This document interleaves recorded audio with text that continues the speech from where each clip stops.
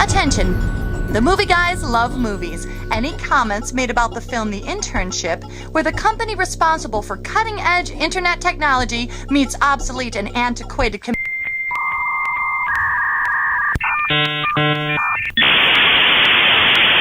Right, Vince Vaughn.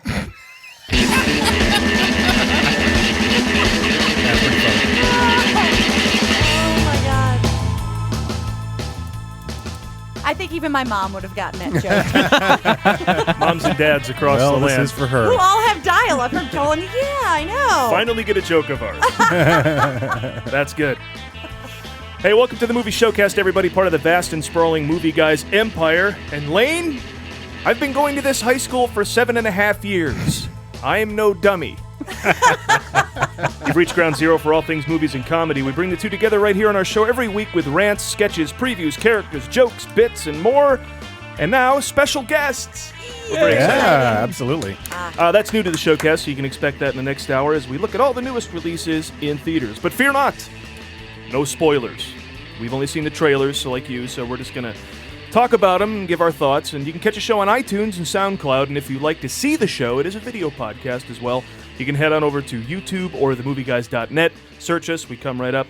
I'm Paul Preston here with Karen Volpe, Adam Witt, and Lee Caius. First up today, we'll be previewing one-sentence plot summary, The Purge. And later, our guest, indie filmmaker and director of Official Rejection, Paul Osborne, with stories from the trenches. And talk of his new film, Favor. And He doesn't just watch movies. He makes them. He makes movies. Yes. Absolutely. And later in the show... Your interns? Yeah. Shut up. Deal with it. You're so old, though. We're looking at some sort of mental Hunger Games against a bunch of genius kids for just like a handful of jobs. Oh, that's it. The Internship. Yeah, That's all we can That's how take. you sum it up. I scoured the trailer for jokes, no luck. So you only get a brief plot summary. And everybody's British in that movie for Yeah. some reason. Everybody well- but them. Wait, is my boyfriend from The Daily Show in it? I love him. John Oliver? Yeah. I don't think so. I haven't seen. Oh, the other one is Asif Manvi, Asif Yeah, I don't Manvi. love him He's as not much British, as John but- Oliver. and who was terrible in The Last Airbender, so I don't hold high hopes. But he's funny on the Daily Manvi's Show. in the John Oliver is great in Community. He should have been in this. M. Night Shyamalan rounded up all the Indian dudes, and he said, you're going to be in The Last Airbender. Yeah. Is that because it's an internet thing? Is that an internet racist joke you just said? It's not an internet racist joke. It's a racist joke for all types. You don't need to my be on the internet to grandma. find that racist. I always like the M. Night Shyamalan movies where there's only one Indian guy in the middle of Kansas. Him. And it's him. It's Yeah. always Philly. I always love that. Yeah. Well, let's see. The movie Showcast is not like other movies, folks. No. We don't spend all of our time sucking Hollywood's balls, going gaga over the latest movie news, which is probably why our guest is an indie filmmaker. We're a comedy show that loves movies, but every now and then we feel the urge to cover movie news, I should say, for the masses. Yes. We like to do that with a little segment we call The Latest.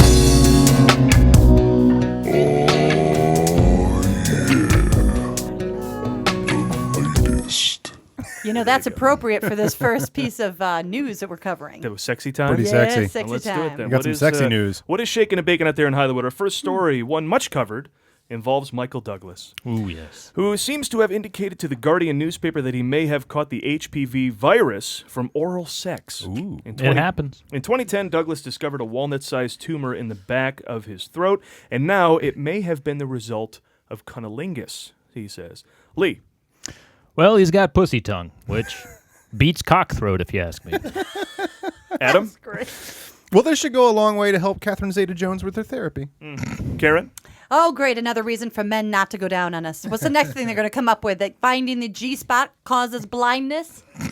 Yeah, I'm curious to see what Behind the Candelabra co-star Matt Damon will come up with to prove he's not gay. Discuss. It does cause blindness, but only in one eye, because you've got to get... You are so stupid. Cockeye. Please act that out for us. Cockeye. Please go to watch us now because you want to see whatever Everyone Lee just was switched doing. to the audio-only podcast. Yeah. Cum face and cockeye. There's all kinds of sexy. things. Now, Welcome to we Movie should- Talk. I remember sh- those videos in 8th grade. What are you talking The about? scourge of cock throat. Hey. What? Wait, did Paul Osborne make those movies? They were documentaries about cockthroat. She may look clean, but underneath that skirt... Oh my you. Do you have throat? Like with the old Mr. Frame. Yeah. I just wanted to go back to the one comment that Adam said about Catherine Zeta-Jones and her therapy. I guess it turns out that she is bipolar. I did not know this. I didn't know she was in the sexy. That's the sexiest kind of mental disorder. She's bi. She likes you, then she hates you. Then she likes you, then she hates you. I've dated that woman. I bet. Yeah. All my girlfriends are bi. Bipolar. Now, is that Amy Poehler's kid's name? Wouldn't that be awesome? Okay. Amy, what, patent pending? Patent pending. Patent That pending. joke is patent pending. You think just because he was in England, that's what he said? That's why Gave he him came out with cockthroat? this. What are you talking about? Because the question when you're walking around London is gay or British.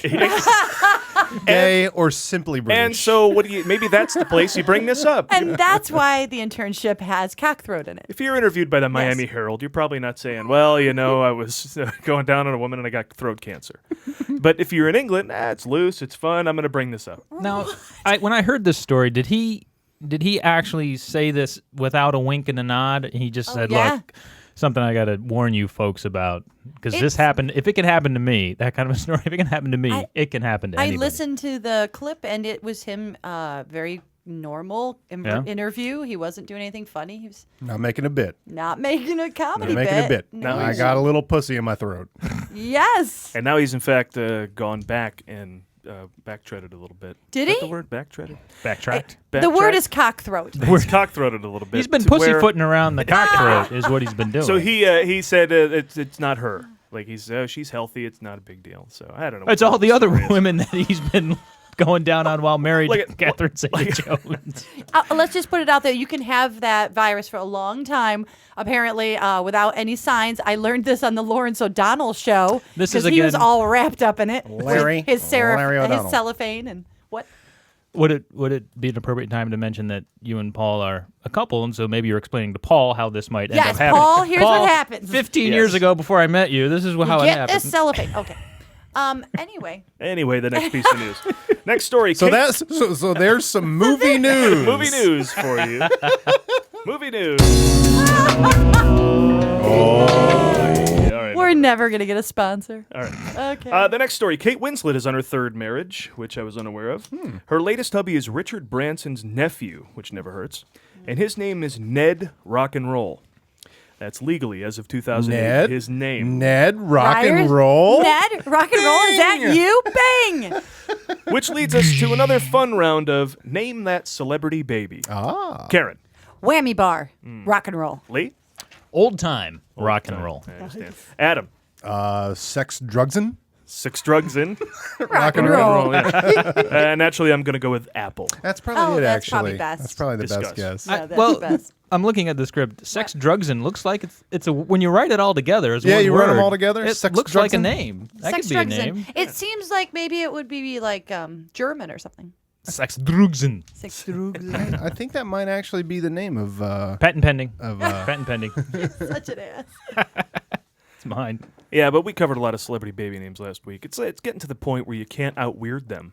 You think we think we're pulling a funny, and then next week there'll be a kid out there. Well, the named funny thing about this, Old Time. about Ned Rock and Roll, is that his real name was what? Was like something normal. Max. Like he had a really cool first name and then a really nerdy last name. So he just reversed it and took the nerdiest Max first name. Glavin. Yeah,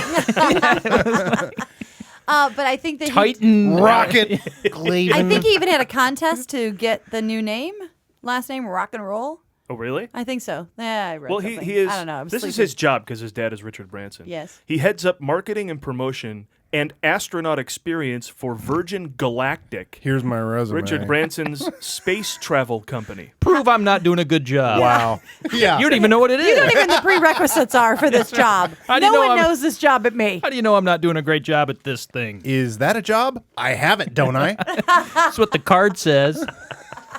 And you look and it really says that. Doing a good job at rock and roll. Is it his dad or is to give it, you a smiley Fill- face, fill in son. job here. Uncle. it was his uncle, Yeah. right? Not his Yeah. dad. Okay. But Thought I that heard makes him. it even worse because dads have to give you a job.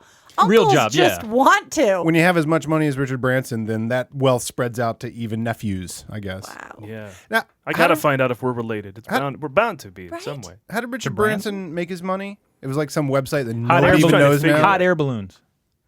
I don't his think that's hobby. it. Oh, okay. You don't make money in hot air balloons. No. money to No, be I made think in he it. made Hot it air from balloons only make Virgin, bad movies. The music, Music. right? He was a music guy. Oh, was he? Before all the music stores went under.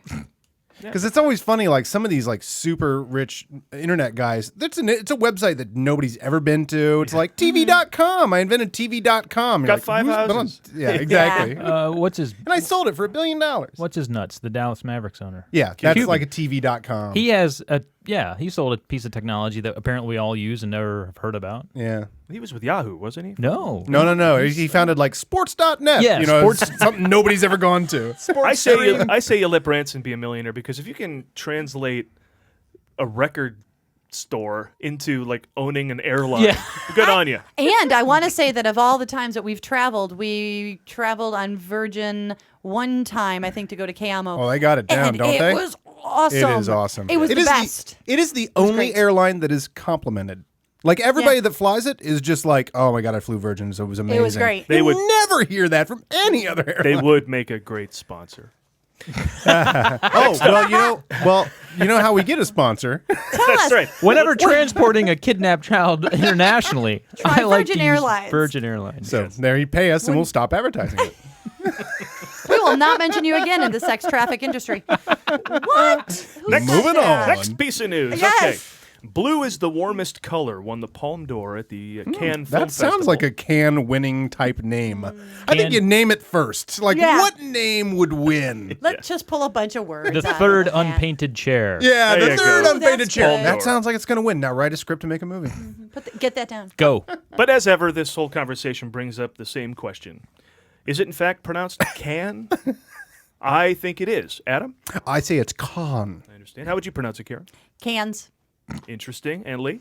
It's actually pronounced the foreign Oscars. I think you're right. I think that's probably the easiest way to go. Yeah, okay, screw it. Next Yes. question. Our final news story. All right. I didn't know it was a quiz, but okay. You win. In a you're the winner. Covered that shit. You get a sticker, so good for you. Yeah.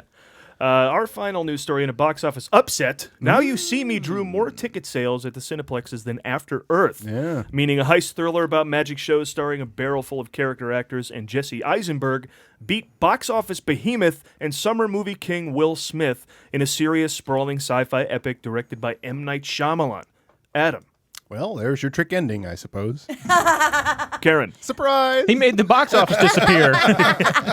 Profits disappear. The foreign take lower. Yeah, that'll teach you not to smile. Yeah, that's Will Smith's Oh, problem. yeah, in the Will movie. Smith. Yeah. Lee? I've said it before, and I'll say it again. Will Smith, you are no Jesse Eisenberg. Oh, In clearly. America, is saying. Yeah. I'm surprised this Jaden Smith vehicle tanked because I have a note right here from Jaden Smith's dad.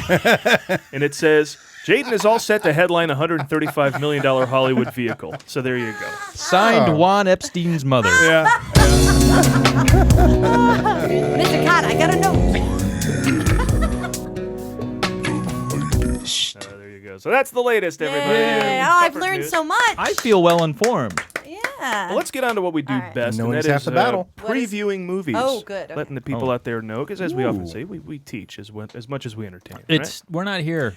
to entertain. We're not here. It's And an you know- Made at all. obvious by the last And you know, 20 minutes. we do this 52 weeks a year. That's a lot of movies that come out, which usually leads me to say the question, which piece of shit are we talking about this week, Paul? Well, just so you know, we're talking about The Purge. Here we go. Let's cover it, Let's Adam. cover it a lot. June 7th sees the release of The Purge, a film who has inspired another round of Guess What It's About! All right, so let's take turns. That was exciting. The Purge. Guess what it's about? The Purge, the Kate Moss story? No. The Purge, the Nicole Richie story. No. The Purge, the Paris Hilton story? No. The Purge, the Victoria Beckham story? No. The Keira Knightley story. No. The Parker Posey story? No. The Kelly Ripa story? No. Okay, here's the real plot. All Okay. right? Let me explain. No, that is too much. Let me sum up. There's so many skinny women. We could go on all day. In The Purge, once a year for 12 hours, all laws are suspended and the populace runs wild. Oh, so it's the Bank of America story. Oh. No. Oh, it's a Puerto Rican Day parade. No.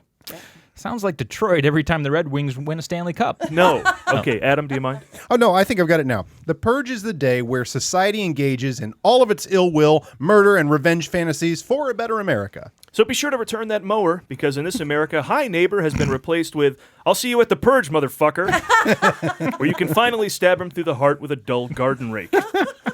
Public rage and unbridled aggression in the streets, where it's every man, woman, and child for themselves. Sounds more like the Merge, where the 101 meets the 405. It's a little bit of a... I get it, because the Los rush Angeles, hour is this very specific period of time during which people go nuts, seemingly without fear of retribution. Exactly. Yeah, that's funny, I suppose, but unlike the Purge, the Merge doesn't have Ethan Hawke trying to kill a guy. Doesn't it, Paul? Doesn't it? The trailer Depends on where you drive. sets up a world in which the Purge has cured all of America's ills. The crime rate is at 1%, the divorce rate is down, the literacy rate is up, and nobody's homeless, all because of that one day a year where you can beat anyone to death with a baseball bat. Penalty free. Which explains the film's working title, Dick Cheney's Masturbation Fantasy. So let's play a clip from that trailer. This is our once a year. Once a year. Wild me inside me a little razor. Was that our version? You didn't pull that audio from when I did it. Okay. Oh my God. Hey, I don't know why everyone's so calm. Once a year, Jared Loeffner's allowed to do whatever he wants. I'll be in the vault. Too soon. This film stars Sir Ethan Hawke and Lena Headey. It's Headley. Anyway, Brilliant. Hawke plays a man. Hawke plays a man who barricades himself inside his house with his family to wait out the steady assault of people trying to kill him. Good. So maybe he worked for Enron? And why would the bad guys be wearing creepy masks? Purge or treat! I mean, this is the one night they can get away with shit. They're not going to get caught, so why spend the extra time to get masks? Unless that's their fetish. Might be their thing. The plot thickens when they take in a stranger that a masked gang is out to kill. If you're allowed to kill whoever you want and you wear a mask, then you must be a really bad guy. I don't know who the stranger is. Perhaps he's the Boston bomber who should have just waited till the Purge to illegally bomb the marathon. Too soon. Yeah, that one is probably warranted. Very too soon. Yeah. It's about, well, hey, I think that brings up a perfectly legitimate thing about this movie. I mean, is that guy like a hero in the Purge? I mean, can you just do that? He is one of the best purgers. Record holder. Oh my God. On that one day, a whole bunch of people who hate us from other countries just come over here and go apeshit. Yeah, well, it's about time this is happening in America. It's been happening in other countries for years, right? Too soon. Too soon. And that is our review of the movie Too Soon. That's the Purge. It should be called Too Soon. The whole freaking movie. Yeah. Too soon. I for one, want to see this movie. I do too. I think it's actually kind of cool because it's kind of like Rio Bravo or Assault on Precinct 13 because they're kind of holed up. They bring in some guy who these people want. And then it's like The Strangers. There's like long shots where there's like a creepy mask comes into the background on a few shots. Yeah, I think that's kind of cool. I do not want to see this movie. No, why not? Because Grandpa Caius is tired. Honestly, Tired of all this yelling. It is. It's going to be people talking to movies. There's going to be screaming and hollering and killing and bleeding, Shit and I don't caught need on to see fire. that There's anymore. going to be carrying on. Rated R for hollering. That's what happens when you're out in the Old West. You don't want any hollering. There's going to be a lot of fussing and hollering.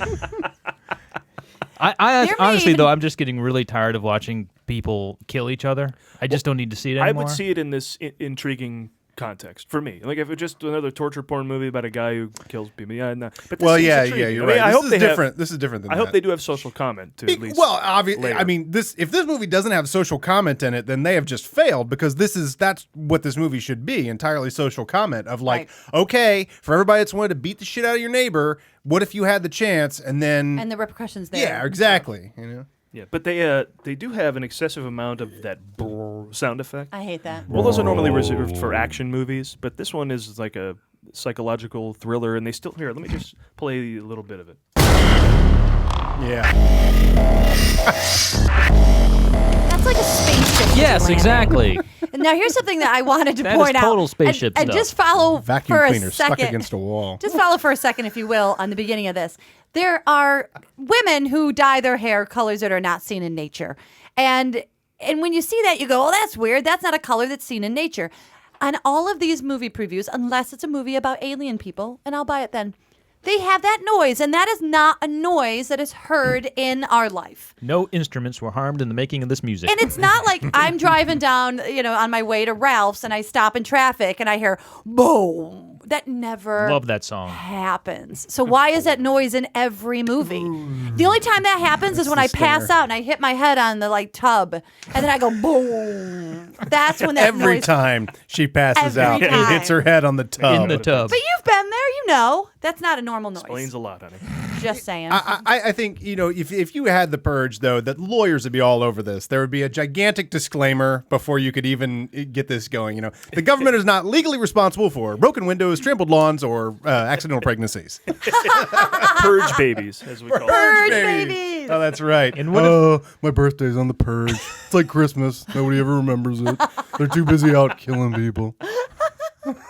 Yeah, they'd have to move it around so that everybody could be able to celebrate their birthday. Yeah. That's a good call. Like a leap year, baby. Good. I wonder if anybody really thinks the wrong way about it. They're like, no consequences. There's no laws. There are still consequences. There's no laws. You know what? true. I didn't think about that either. Because all you have to do is just wait a year and then go and get revenge. I'm going to Yeah. eat 20 cakes. No, that's different. Well, that is the Purge, Paul. Well, then you can purge it. Yeah, up. just In 364 days, you are going to get it. Exactly. And they have all that time to get pissed and plan. You put the clock up on your, it's in your counting house, back. counting down every day, tearing off a day. Man, Hal's going to get it across the street. It's just a reason for people in your family to be angry, and Yep. they're just talking about the Purge. Oh, the and they Purge is talk coming up. about it Oh, I every can't day. wait. Small town purge has got to be so annoying. I, for one, am very intrigued to see this film. I think the concept is cool, probably because it deals with the most extreme situations of dealing with suspending emergency services. Citizens in the Purge use the opportunity to exact violent revenge on their enemies, and the violent chaos makes for some pretty exciting stuff, according to the trailer. But keep in mind, the Purge removes all laws for 12 hours. But even though you can commit any crime during that time, some of them just aren't very cinematic, which is why the producers have released a straight-to-video companion piece, The Purge, Minor Infraction. In fact, we have the trailer here. We're gonna play it. Oh, good. Very exciting. The movie guys first. You've experienced The Purge. Now experience another Purge. Who took the labels off the mattresses? I did. How will a safety inspector assure the contents are fire retardant? It doesn't matter. There's no laws. Not during this Purge. Where no one is safe. Hey, you work for the FDA. You can't stamp that green meat safe. Oh, can't I? No laws! Where nothing is sacred. Hey, you didn't put money in that parking meter. That's right. And I'll park here as long as I like, or at least for 12 hours. Where chaos reigns in the streets. I'm taking a left between 3 cars across 4 lanes of traffic, and there's nothing you can do about it. Oh, right, because of the Purge. No, because I'm an asshole LA driver. Sounds a bit redundant, don't you think? It's a tale of betrayal, where right and wrong have no meaning. I've heard from a friend on the board of directors of AOL Time Warner that they're about to merge with the United Dairy Farmers. Hey, isn't that insider trading? Not for another 8 hours, it's not. And nobody is safe until the end of The Purge, Minor Infraction. Hey, look, just because there's a purge doesn't mean you get to molest my livestock. Now, stop screwing my goat. Shut up, old man. I got another 6 hours in this sweet ass. The Purge, Minor Infraction. I think that goat would not think it's a minor infraction. And then there's always that one last moment at the end of the trailer that shocks you, and it'd be like, "Bah." October 10th. It would come out in October. It wouldn't come out. Oh, wait, it's DVD. That's Just right. the face of the DVD. goat. Why is your neighbor fucking your goat? The Purge, man. Hey, man, there are no laws. No laws at all. No laws getting in the way of our love. Do you think that the goat has cock tongue? I'm just saying. Depends. Has he think been you're with right. Catherine Zeta? Combine the two there. Cockroach. Cockroach. All right, also opening June 6th is the comedy The Internship. I know Karen likes Vince Vaughn, so Oh, because it's the summer. Oh, it's time for all the big summer movies. Wacky The movies. Purge and the Internship. Go on. I love the summer movies. wow, you bring Yeah. it back. It does feel like It does spring. seem doesn't like it? nothing. It feels like February. Nothing blows up in either of those movies except Vince Vaughn. Oh! What? And I like nailed him. it. I'm an ass. Oh. I just want to say nailed it. Karen, let's preview the internship. Because somebody has to.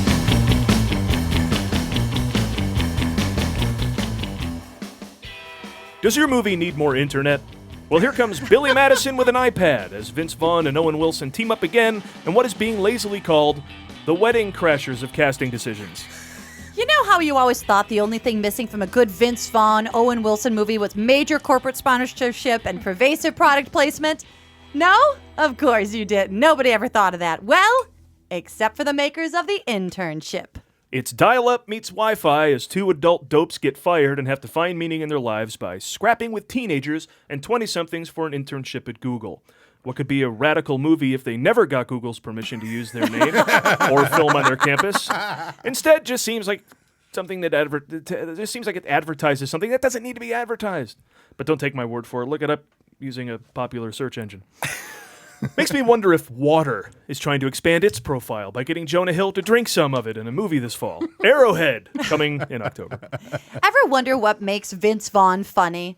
Is it how he says it, or is it what he says, or how he says it? Internship crashers may answer that once and for all as Vaughn looks exhausted here, working his ass off again, as he's had to in order to make his last half-dozen scripts funny. Maybe, just maybe, the producers of Internet, the movie, are engaging in a little reverse psychology here, where instead shooting their comedic wad in the trailer by showing all of the funniest clips in the preview, they actually made their trailer completely devoid of humor and saved all the funny stuff for the actual movie. If that's the case, then this movie is going to be freaking hilarious. Oh, really? Do you think that's really what's going to be happening here? That's the hope I'm clinging to, yes. Yeah. The film industry isn't doing itself any favors by putting out a movie that constantly reminds you that you'd rather be surfing the internet. But you know who really comes off badly? Google. I mean, here's a company that's branded its own email, calendar, reader, and glasses, and now they've invaded an entire movie. Are you that insecure about yourself, Google? We're not going to forget who you are. You're Google. You want us to like you more? Take a chill pill. Don't invent one. Now, Lycos could stand to have a movie made about that. They must have lost the bid on this one. I don't know what satisfying conclusion this movie could reach. What? Did they get better at working for Google in that dramatic finale?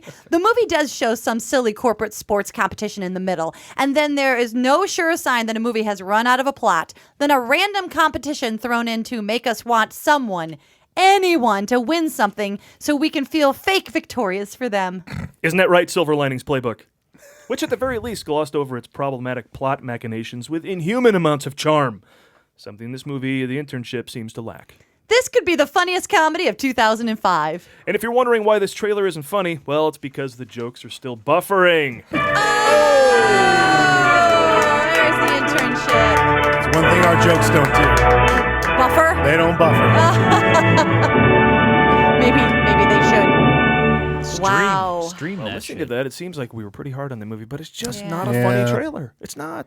Yeah, I watched no. it a couple times now. There's just no jokes. I mean, with those two actors, I want to like it. Yeah. I watched Neighborhood Watch. I like Neighborhood Watch. And that's where I first said that Vince Vaughn is looking exhausted Yeah. trying to make this shit funny. Everybody in that cast, actually, because they're all really funny people, Yeah. they are trying so hard. There's like nothing on the page. There's the line, and they are just giving it their all. But you're like, oh, God, I feel so bad for them because they want to be funny.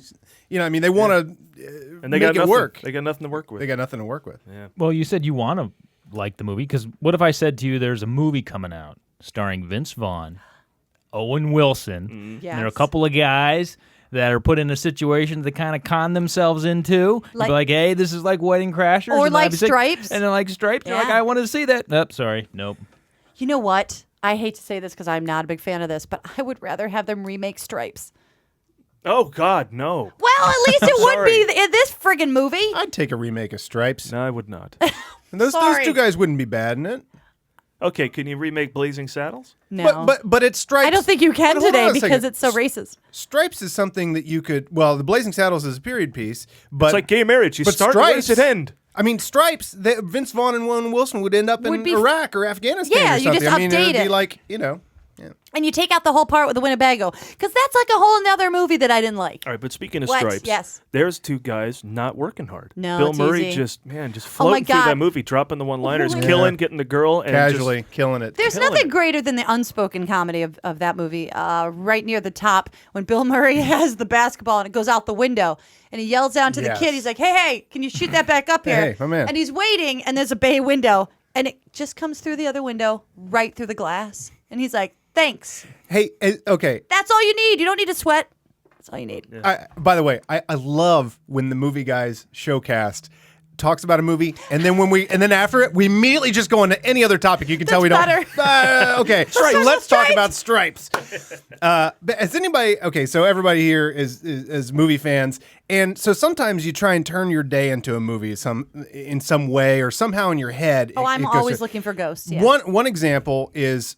You do the take to a camera that's not there. Something crazy goes on, and you just look to your right, and there's no camera there. But you're like, "That's you do the Ferris Bueller. But the other one is when you're having a bad day or you're slogging or something. That music from Stripes, do do do do do do do do do do do do. Like that's the worst day music.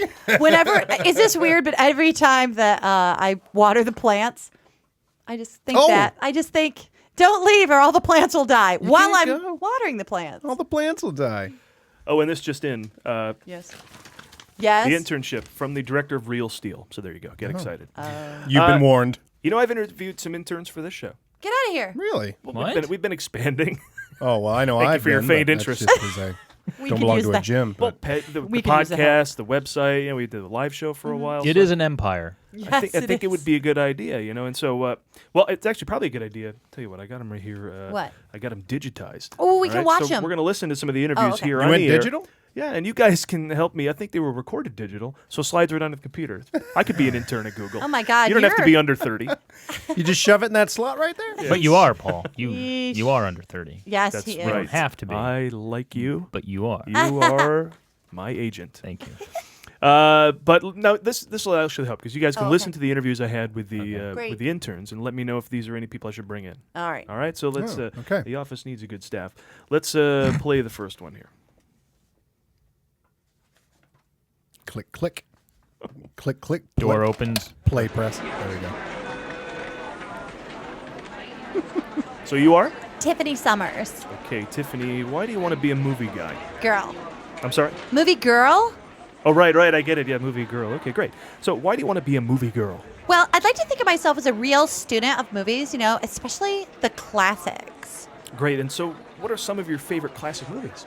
Well, number one would have to be Harold and Kumar Go to White Castle. That is so classic. Harold and Kumar Go to White Castle. That's your idea of a classic. I know, right? Classic how NPH plays all skeevy and pervy. Hilarious. That and American Pie, probably the best classic movie of all time. Okay. Well, all right, moving on. Which do you like better, Star Wars or Star Trek? Oh, I don't play video games. Of course you don't. How about your favorite Bond movie? Oh, I really like Casino Royale. Interesting choice. Okay, now we're getting somewhere. All right. So why is Casino Royale your favorite Bond movie? Because isn't it that the one where he's shirtless on the beach and he wears those super tight little blue swimming trunks? I think Josh Duhamel would make a good Bond, don't you? Josh Duhamel. Can't you just see it? You remember him in Win a Date with Chad Hamilton? Remember how he looked hot when he took his shirt off? Right.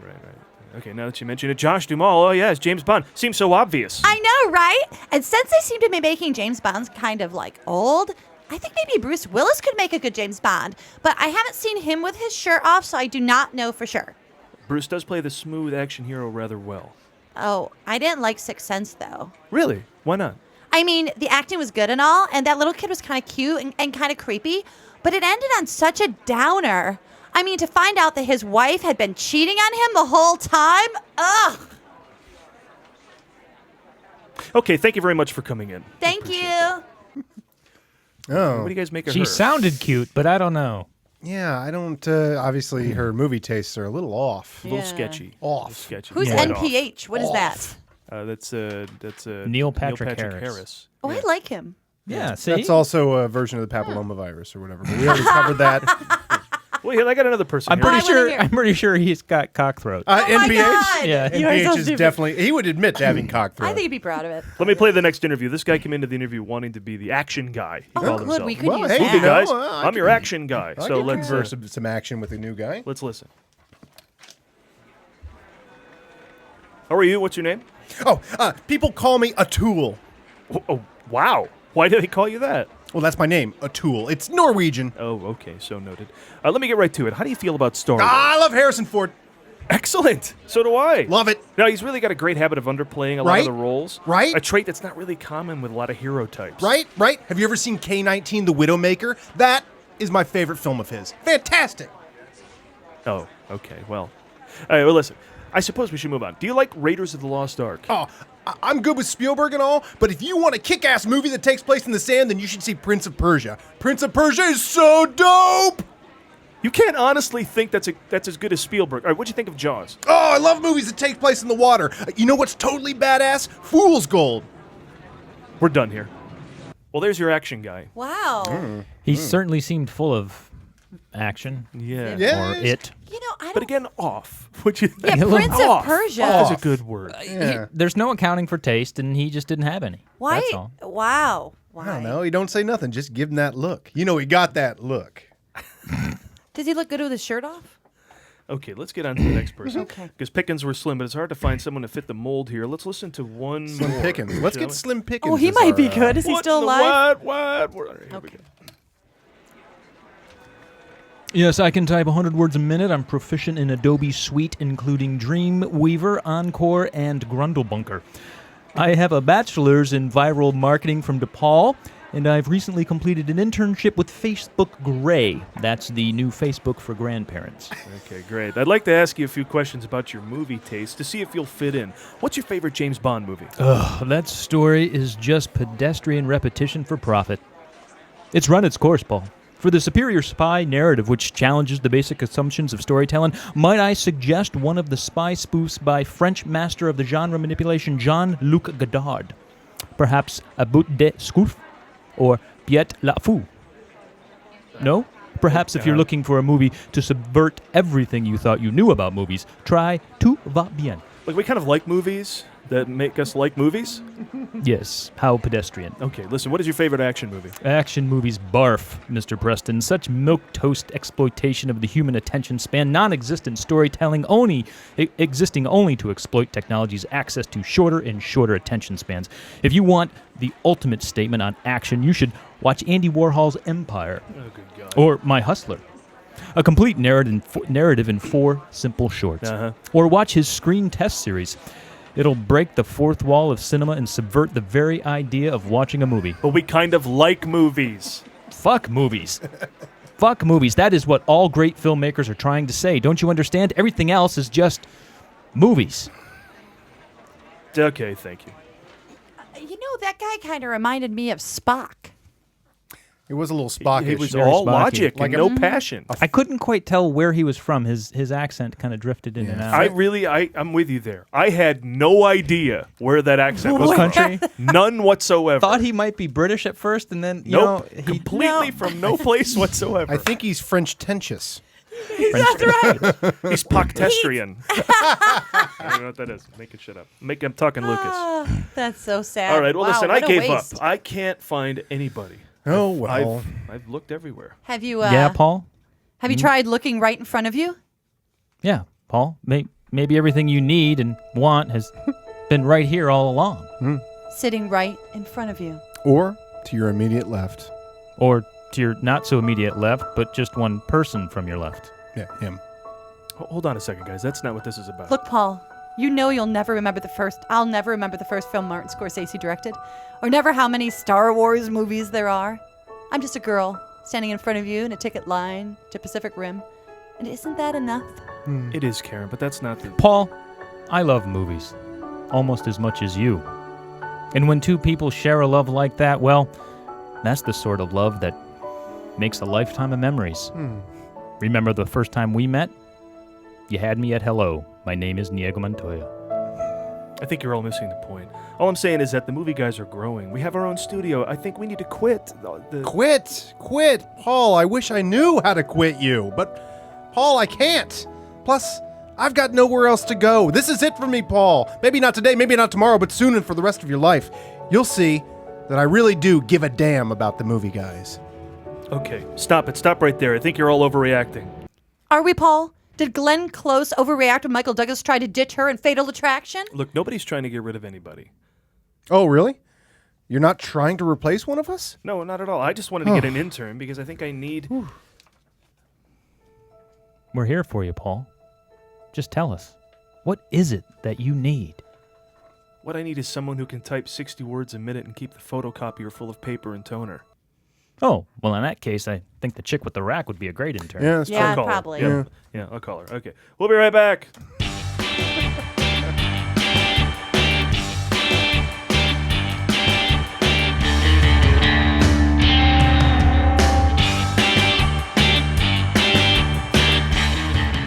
And it's Karen time.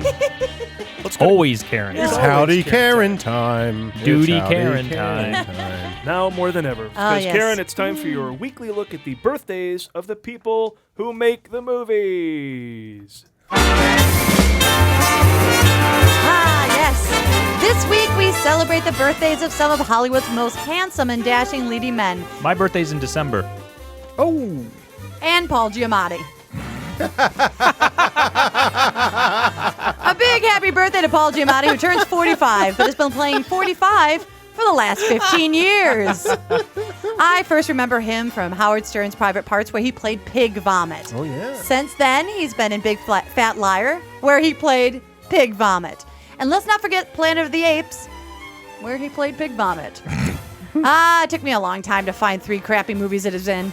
Not 3, because I like the Howard Stern one. But anyway, he's so good, it took me a while to find those 2 movies to say something crappy about him. So anytime I see Paul Giamatti's name in a movie, I know he is going to be great, even if it's a piece of shit. The son of Abe Bartlett Giamatti, the commissioner of baseball during the Pete Rose scandal.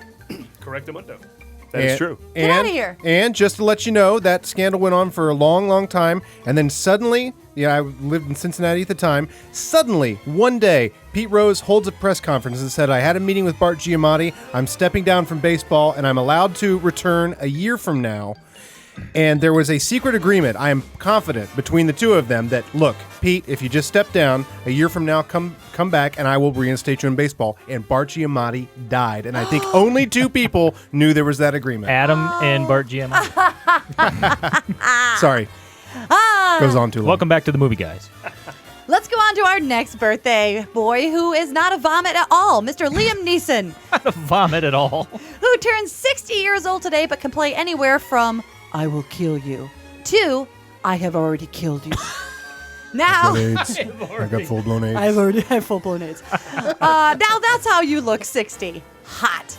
Neeson was born in Bulimia, Northern Ireland, the son of Kitty Neeson, a cook, and Barney Neeson, a caretaker. He was raised Roman Catholic and named Liam after the local priest. Ah, yes, an Irish spin on the old, hey, your son looks a lot like the mailman. He was born in Bulimia. Is that the home of the Purge? Yes, it is. Where they have very hot priests who father Liam Neeson. That's just something I just know. Me and Liam Neeson, we're the only 2 people that know that. Also, happy birthday to Michael Cera, who turns 24 years old, but he'll always be 12 to us. Him? And lastly, a big happy birthday to Johnny Depp, who turns 49 years old, but buddy. who just keeps getting hotter and sexier. He can play anywhere from a scissor-wielding Keith Richards to People Magazine's Sexiest Man Alive. Twice. I'm not sure if you guys know this, but Johnny Depp has worked with the director Tim Burton on 8 movies. All right, movie guys, can you name them? Oh. Go. A Yes. quiz within the Yes. segment. Edward All Scissorhands. right. Scissorhands, I will- Ed Wood, Uh-huh. Yeah, Barber of Seville thing. It's called Uh, Sweeney Todd. yeah, Sweeney yeah. Todd. We need the real name. Charlie and the Chocolate Factory. Charlie and Yes. Chocolate Factory.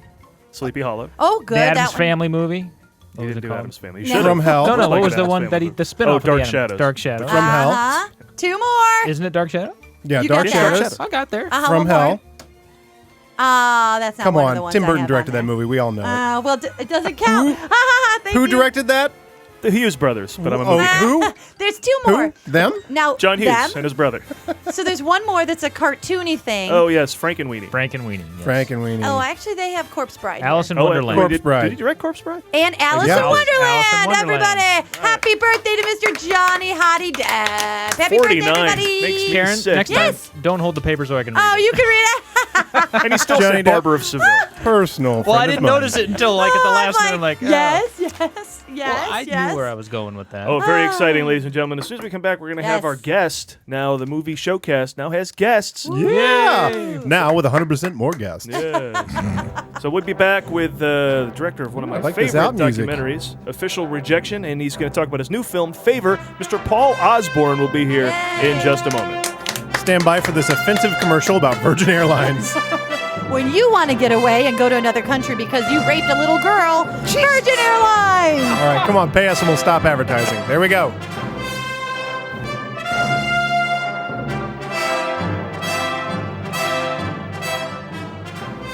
And we are back, continuing our new tradition here at the Movie Showcast. Guests!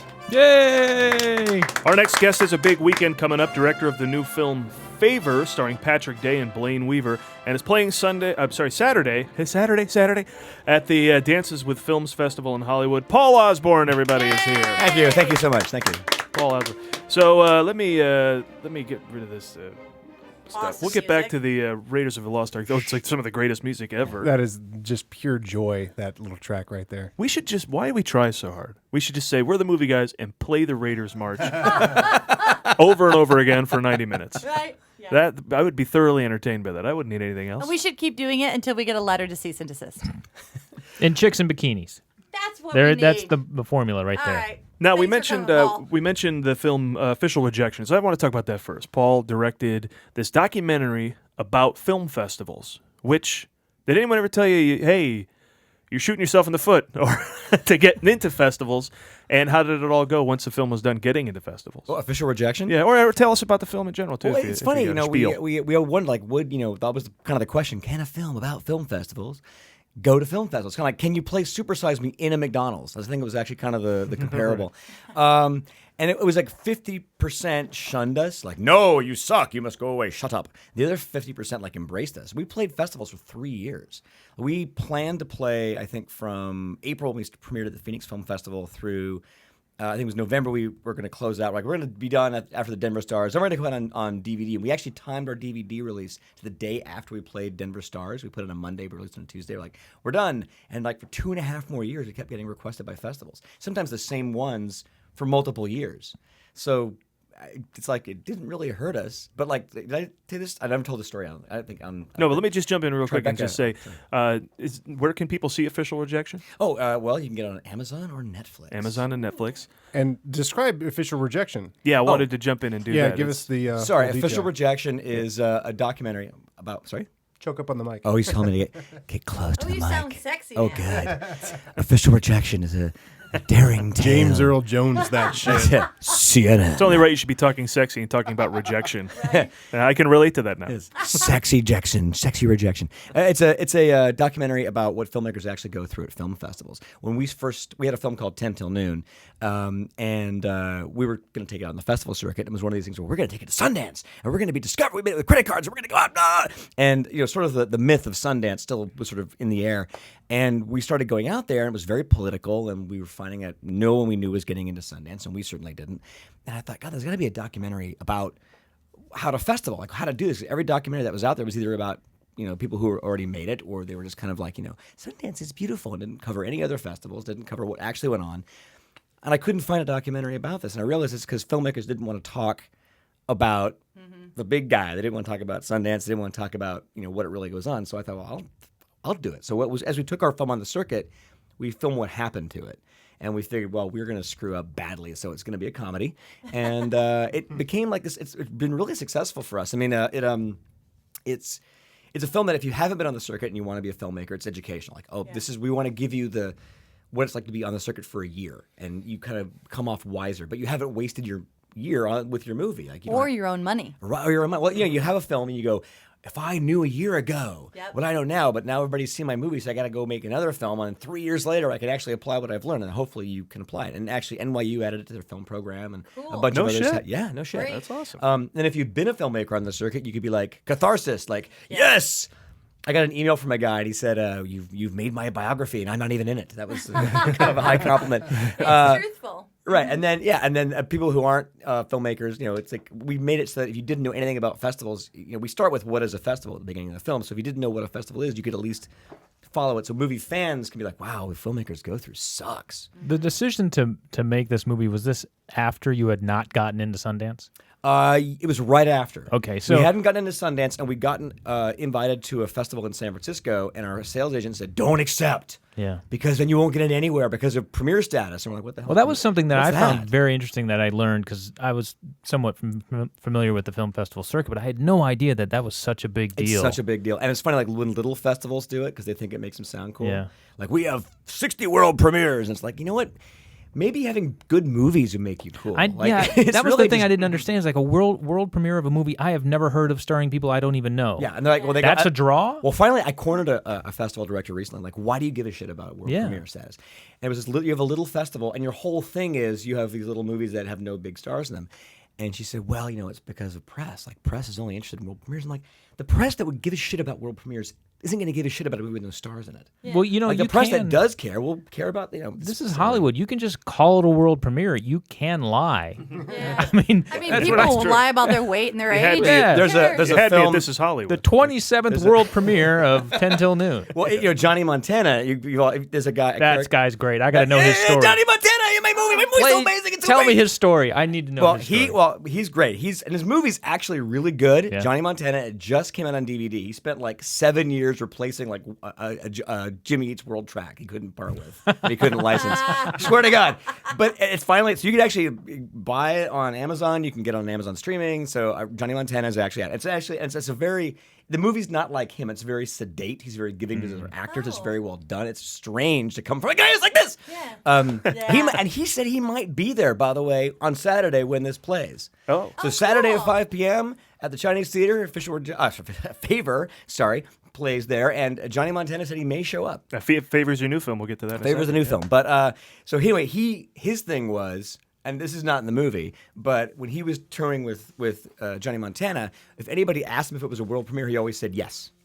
Because he knew if they asked, they would. Because he had like 5 different world premieres. He showed me the programs, like world premiere, world premiere, world premiere. Like, and he says, even if they're like 2 hours, 20 minutes earlier, I've been telling them I'd play this at a festival, and I sent them a pamphlet of my reviews from the festivals, and they go, "You world premiere?" I go, "Yes," and they bought it. You do a very good Johnny Montana. Oh my you do God. a very good Johnny Montana. My God, I love how he jumped right in to help you too.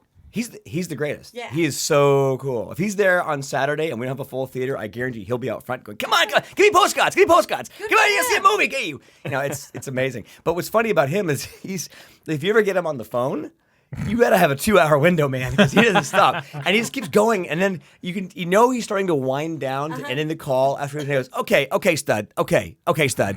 Okay, that's when you know the call is gonna end. Right. So But real quick to follow up, so you didn't get into Sundance, and so was that kind of your license to go? Screw like you said, everyone's afraid of the big guy, so you've got nothing to lose. Might as well make this movie. Did you realize nobody's getting into Sundance anyway? Yeah. Well, it was sort of that. That was part of it. Was like, aren't you afraid Sundance is going to exclude you? I'm like, oh, exclude me from the club? Then I'm not in already. Yeah, I'm already excluded. That's invite only, and I'm not getting. Like the worst that's going to happen. They don't know who I am. They're not going to give me like. Well, I'm suddenly going to the next one's going to get in. So I figure, well, at least they'll know who I am. I'll be notorious. I actually wrote an article about this for Movie Maker. You can look it up about like the fact that apparently Bruce Fletcher, who's in Official Rejection, he runs the San Francisco Festival. He ran the Idaho Film Festival when this was out, and he loved Official Rejection. He was like, he said, bring the movie up. Bring up 10 Till Noon. He flew up Johnny Montana, and he had like a mini festival within the festival all about Official Rejection. We did panels in between, and he showed all 3 movies. And when we were up there, he goes, "By the way, you guys are totally notorious." What? So you're infamous. And what are you talking More- That's more than famous. more than I famous. know, it's cool. It's infamous. It's like it's cockthroat. It's Yes. so famous. Did you get a lot of cockthroat out there trying to please the film fest owners? Johnny Montana does. If I'd really wanna done get that, I would have got into Sundance. We'll do anything. So it's in the midnight section. After midnight, cockthroat. So I asked him what he meant, and he said, well, I was up in Toronto at the Toronto Film Festival, and I guess a lot of festival programmers and directors go up there but just to see movies and to kind of confab and see what's up there, what they might want to grab at their festival. So he said he's in a bar full of other festival directors and programmers from all over North America, and the subject of the film came up, and apparently they'd all seen it. Oh, of course. And I said, well, who was there? And he goes, well, I can't tell you. I go, why? He goes, because there's no way you submitted to all of them, and that means they're duping the film illegally and passing it amongst themselves. So I don't want to get anybody in further trouble, because obviously you talk out of school. And I said, okay, well, what was the...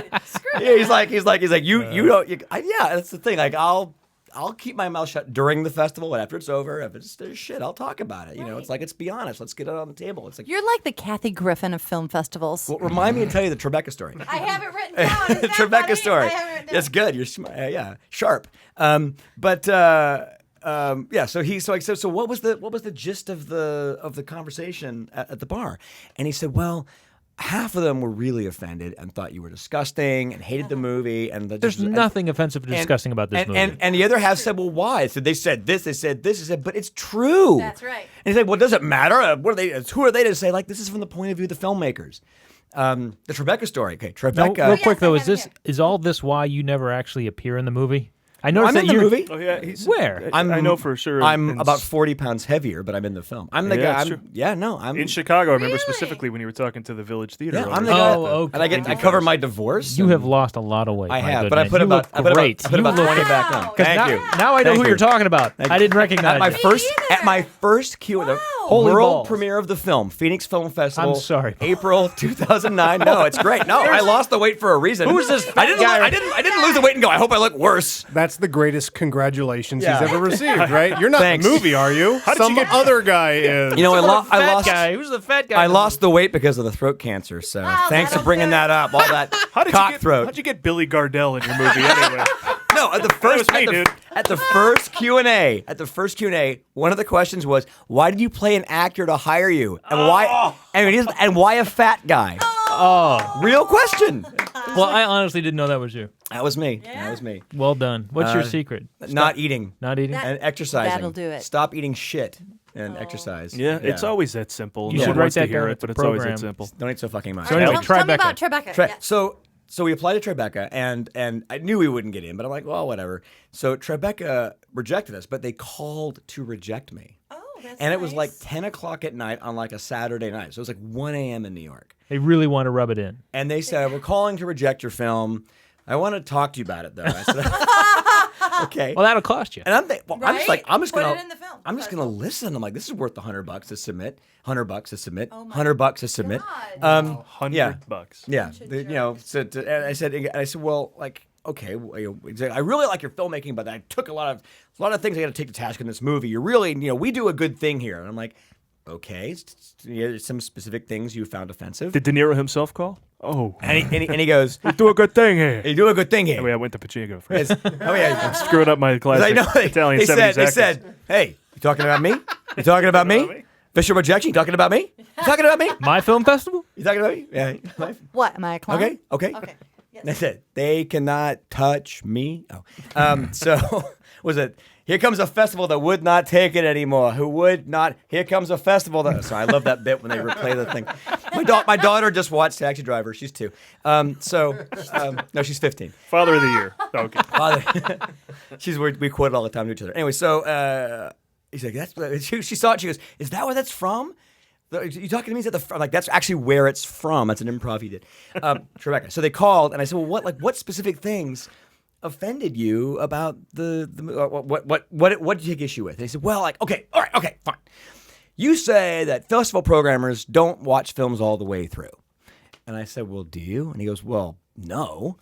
And I said, so I'm not lying. I'm basically like, I mean, you're just mad that I said it. Right. And go, well, look, we have a lot of movies to get through, and stacks of them. And like, if we put it in, and it's some guy filming his foot in his backyard for 90 minutes, we could tell in the first 2 minutes if it's playable or if it's going to be shit. So why should we watch the whole thing? We have so many films to get through, blah, blah, blah, blah. And I said, I said, I totally hear you. If I was a programmer, I would be I'd be no different. I would be like 30 seconds and gone. I get it. However, they're paying $100. Yep. They're paying $100 for someone to watch their film, and you're basically, kind of robbing them. And I totally get where you're coming from, but don't you think they should know that? Don't you think maybe they can be informed about maybe the dream of you guys going, oh boy, is bullshit? So. Well, just be a lot of people making a lot more films with a really good 30 seconds up front. That's, Note to self: the first 30 seconds have to be amazing. Don't film your foot. And I do not want to defend the programmers, but my thinking is, as a filmmaker, don't I assume that this better be good from the gate? Otherwise, they're going to turn it off. Well, don't give them a reason not to watch it. Absolutely. Well, so I think I heard today Sundance has a thing like in the fine print saying we're not obliged to watch more than 5 minutes of your film if we don't find it engaging or something like that. Like they probably were like, Dem's the rules. We're going to get sued, man, because there's no way the amount of submissions they get and the amount of staff they have that they could actually watch that much volume between the date they open their call to entries and the day they announce their schedule. It's mathematically impossible. But there should be some pressure to be interesting in some immediate fashion. Well, look, right? Yeah. I mean, just as a filmmaker in general, like, you're like, you know what? Open strong. Start strong. The debate is not whether or not they should program the best films at all. And if programmers think something sucks, there's no qualms about rejecting it. It's more about the fact that it's something that we said that, be aware. Sometimes your films don't get a watch. That's true, all and they were or watched at all. Yeah, he was trying to say that you were lying. Right. But he verified you were not lying. He got mad because you were telling tales that they didn't want us to know. But why would you not want us to know? We could figure it out. And I don't look at the film as a slam. I look at the film as a reality check. It's like you're being fed a fairy tale by E! And by the Sundance Channel and by and the danger is not that you buy into it as much as that the whole business buys into it. Like we would meet with agents, they go, "Well, did Sundance take your film?" And I say, "Well, no." I say, "Well, you must not. Well, there's something wrong then." And it's like, really, no. The films that Sundance, so they don't even understand. No, the films that Sundance would have taken in the salad days, 93, 94, 95, are now going to the Phoenix Film Festival, the Dead Center Film Festival, and that's where those kinds of films are going. And they're not going to Sundance anymore. And if the Weinsteins of today really wanted to find the gems, they'd be sending acquisitions people there, but they're not because they still buy into the myth. So that's really where the danger is. It's not just filmmakers having the crushing disappointment that they didn't get into Sundance or spending money maybe they shouldn't spend. I tell filmmakers, like, you can submit to Sundance. You can also buy a lottery ticket. Right. It's really your chance of winning the sweepstakes are probably actually higher. So maybe don't do that with this one. Get a ticket to other festivals. I haven't submitted to Sundance since 06. Your movie actually gave me the inspiration to call Lloyd Kaufman because Put your pants on, Lloyd. I saw his movie and I saw that you were talking to Lloyd, and Lloyd, it reminded me that Paul and I had made a movie with our friend Rob Nyman, and we took it to Trauma Dance. Yeah. And they couldn't have been nicer. Yeah. They watched it. They screened it. We went to Park City. We had a blast. But we, of course, were just like all those other suckers who had to walk up and down the streets holding signs for our movies because there was nowhere to put them on a placard. Well, Lloyd does that every year. He has a little parade of all the people who have movies, and then we went up and down the street until police come to talk to him about it, and he throws a fit. I'm an American, and he goes the whole big He's thing. so It's awesome. the But greatest. here's the coolest part. So I saw that he was on your movie, and I saw that he showed his ass literally. So I'm like, well, that guy's fun. And so Paul said I could drop your name. And the other day, I just cold called him. He actually took my call, and we had a blast. I mentioned your name, and he said, "Oh, that's a great guy." And I asked him to be on our show, and he said, "Sure," because of you. Because I was not afraid to. But let me ask you, Karen. Go and approach him because he's not one of those guys who pushes you away. He actually let us show our movie. He's an attention whore in the best sense of the word. You're making a student film on your phone. He'll be in it for nothing. Good. As long as you That's work what on I his need. schedule. And it's great. I got people say, guys who made like $2,000 movies, and he's in the film. Good. And he said, I met him. We showed the movie. We showed Official Rejection. He came and saw it at the Dead Center Film Festival. And he came afterwards and said, "By the way, if you're ever an actor, I work SAG, non-SAG, whatever you're doing. Here's my card." And I'm like, "I already have your email, Lloyd. I mean, I already have your phone number." Pants, no pants, I'll do it. Oh, and independent film maverick, right? do you know why he wore no pants? in the film. It was because he was going up and down and trying to find a suit that matched. And we're like, we're not going to see you from the waist down. You're sitting behind a desk. You can wear nothing. And he went, okay. And that was actually how it went. He didn't just wear no pants. He wore nothing. Well, that's Lloyd's interpretation. That was funny. I was wondering if is he in a dance belt or just nothing? There's nothing. If you go frame by frame, you can see the Lloyd Kaufman jewels. But going back to you can see Trauma Lloyd's Kaufman. But going back to see Mitchell Trauma Dance, Hurwitz. at Trauma Dance, 0 submission fee. Yeah, we were and free able. admission. Yeah. And when was and that? A ton of people came to see our movie too. 04. Okay, so the one of the things I wanted to comment on is that I was in Sundance in Park City. I didn't have a film, but I was doing other business there in 95. This movie that you made could have been made in 95. Because everything that I saw in this movie, which was yours, was made when? It was we shot it in 2006 and 7 and 8, and it was came out. That was the environment in 95. And I remember standing in line for breakfast one morning, my first day in Park City, and I was at a cafe, and I was going through the program that they hand out, and the sponsorships were BMW, Absolute Vodka, so on and so forth. And Tom Cruise had a movie premiering there, Prefontaine. And I just remember thinking, what the hell's Tom Cruise doing at Sundance? Well, that's the premiering year- a movie. Nobody's got a chance now. That's the year Slam Dance started. Slam Dance, and you know what else started? Oh, actually, Slam Dance was the year before that. And the year I was there, Slum Dance existed. And I have this great, if I may, real quick, great story about Slum Dance. I was schlepping a show that I had produced for independent filmmakers. And so I thought, well, going to Sundance will be great. They'll want to see this. They didn't want anything to do with me. They didn't want anything to do with me or my show. They were just all so high on themselves because they're at Sundance. I don't need you. You're nobody. And it was a show where you interviewed people who were, Yeah. much like Paul here. You would have were been a guest on my submitted- show. Yeah, I mean, Wow. basically, Well, not if I was in Sundance, I wouldn't be, apparently. Yeah. Well, And so Slum Dance was set up in the basement of this hotel where they built all these tents. Do you know this? Is this what you know? So they put like a dozen tents in the basement of this hotel, and in each of the tents they put a VCR machine, and anybody who had a film that didn't get into Sundance or didn't get into Slam Dance can come and put their movie in a shopping cart, and it was run just like a library. You just go pick up a movie, sit in a tent, put it in, and watch it. Now, I had a 5-minute preview trailer of my show, which, as Adam mentioned, highlights, interviews, and showcases independent filmmakers and directors, and they would not let me put it in that cart. Kidding me. No.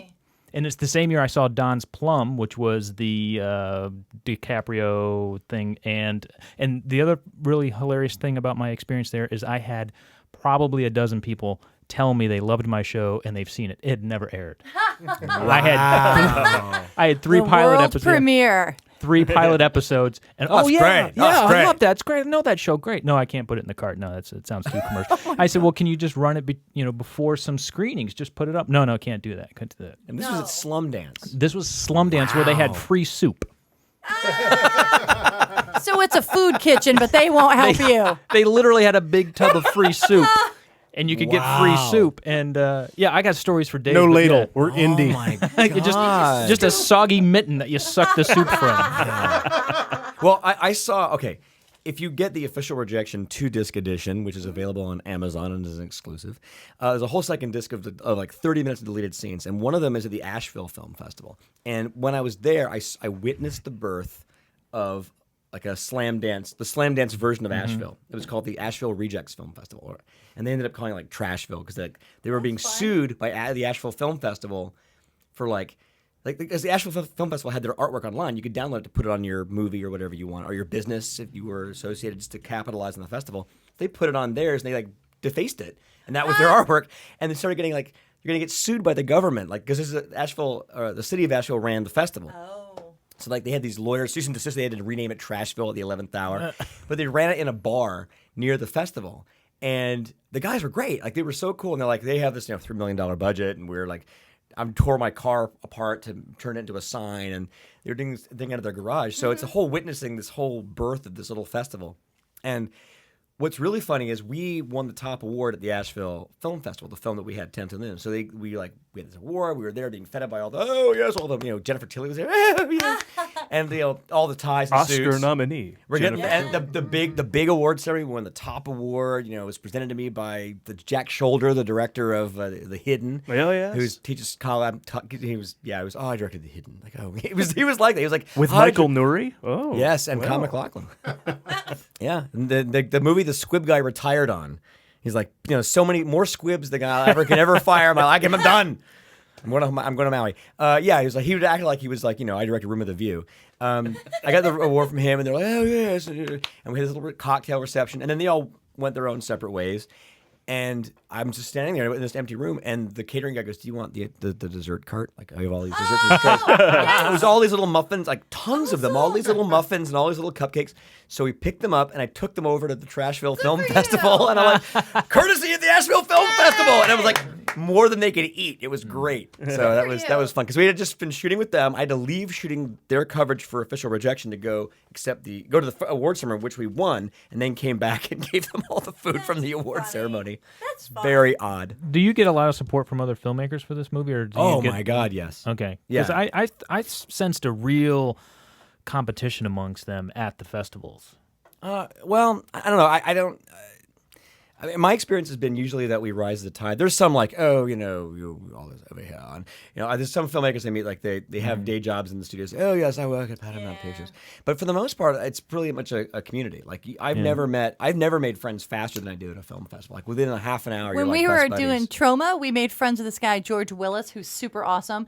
And we still are friends with him today. He plays the ukulele. We totally hit it off. Anyone who plays the ukulele, Yeah. I'll be friends with. Right? Yeah, you Absolutely. can go to a film festival and not know anybody, and within an hour, you're like best buds. Like like Blaine Weaver, the star of Favor, I met him at the Dead Center Film That's a Festival. great I was sequence. friends with him before the end of the festival. And then he was It's a greatly Chicago tragic sequence where you watch Blaine. It just gets worse and worse for him in the. He tries to be so diplomatic. But you just see it snap, and that's. She was insane. Why would you protect that idiot? Yeah. That was insanity. I haven't seen what you're talking about. What happens? Blaine Blaine goes does what? to a film called The Weather Girl, correct? No, this was actually 6 month rule. No, Outside sorry. Sales. Outside Sales. Thank you. Outside Sales. Outside Sales. His And first movie. he was taking it to the Chicago Independent Film Festival. Chicago Indie Fest. Indie Fest. Very special. And Are it they was still just- up and running? Village Art Theater. They better not be. No, they went, but they did go one more year. Oh my God! Yeah. It was so horribly run. They had everything that could possibly go wrong for Blaine, who had like flown in himself, flown in his family, or No, it was had just them him, had but him the- show up. The family of his lead actors were there, and they were the only ones because no one came because they knew this festival. Like it was whoever you got to get there. So like his lead actress' bringer family, festival. Yeah. So his lead actress's family, who lives in Chicago, is there, and that was about it. That's one of the rules of this show. No matter what, do not give up Paul's cell phone number. Which Paul? Do it. Which Paul? Either one In of the you. movie, we give out that guy's phone number. Yeah. Thank Oh, that's God. right. What a Yeah. dick. But so it was a Chicago Indie Fest. So it's this really horrible festival, and Blaine's like the opening night callback. film, Thank you. and no one's there except the people that he's solicited. Like his lead actress's family live in Chicago, and they're there. sad. So it's supposed to start at 8, and then it's 8:05, and it's 8:10, and it's 8:15, and it's 8:20, and like nothing's. And there's one volunteer from the festival there, This woman. and there's no one else there. And it's like, when's the film going to start? Like, well, we don't, It's like, well, the director of the festival's out finding Radio Shack, Getting a trying to cable. find the right cables to hook the projector up. I just did milking a cow, but she was getting a cable. And it's like You could 8:30, hook- you could hook cables that 8:40. way, too. He's like, well, can you talk to my audience, tell them what's going on? She's like, no, that's up to you to talk to them. She was Nancy. So I tell them to go home, and so she's not getting. She's like, can you give me the guy's number so I know? Like, is there an ETA? Like, do we know? Like, is it going to be 2? Because if it's going to be like 3 hours from now, I'll send him home. If it's going to be in 5 minutes, I'll keep him. And it goes on, and I shot the thing in real time. Like, I cut out outta bits, but like I here. just sat there shooting it and changing tapes, and I would timestamp it every 9 o'clock. So I'd record it. I would so I knew because I put up the time on the screen. Yeah. Like And it did end up being like 3 hours. It it was 2 hours, and he's sitting there. ridiculous. It's horrible. Did the audience sit there the whole time for that? They lost a lot of them, but it finally did run. But there's like I have footage of people sleeping in the theater, like they just passed out, Yeah. like, waiting old and waiting. People, they're trying to be supportive. But there is redemption. Last year, or maybe it was 2 years ago, Blaine Weaver starred in and directed a film called 6 Month Rule, Right. which now you can get on Netflix as well. Good. It And played- it just played came out on fests. DVD. It Yeah. just came out on DVD. So you can go and check it out. And Blaine appears in Paul's new film, Favor, which I want to talk about next. Oh, yeah, let's talk about Favor. Yeah, so Favor, for those of you who remember from my intro of Paul, plays at the Dances with Films Film Festival this Saturday at the Man Chinese 6 in Hollywood, at the Hollywood and Highland Complex. $13 to go and see it. And it's got him and Patrick Day, who's like a stalwart TV actor, right? Who's been in a ton of stuff and movies and all sorts of stuff. Ernest Goes to Camp. Ernest Goes. Yeah. Some of the best Ernest movies. And he's one of the leads in Ernest Goes to Camp. Nice. He's the main rough kid of the group of kids that Main Ernest camper? He's camper number 1. So, yeah. And Richard Speight, who's also in that film, is one of the evil counselors, has a film at the festival, but it already played.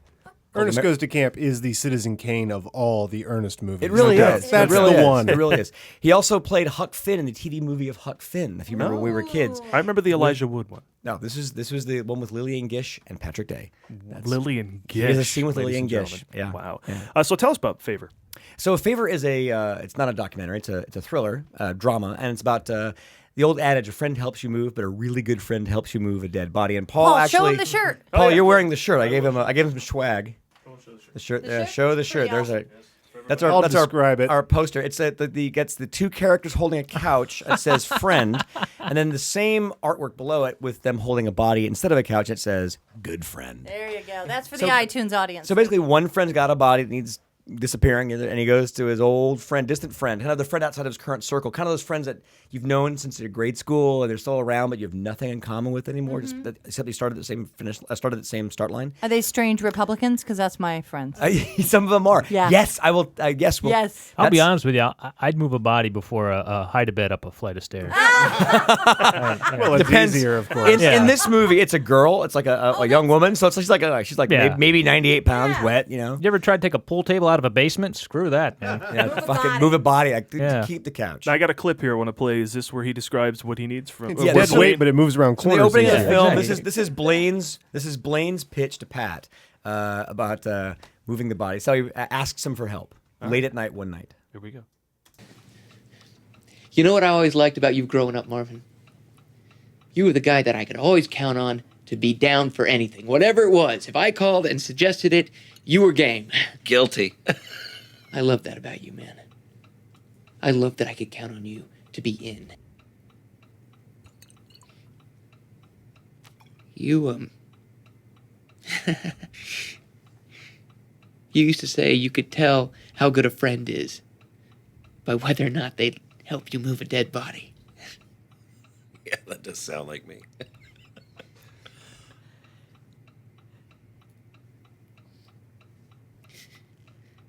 Would you?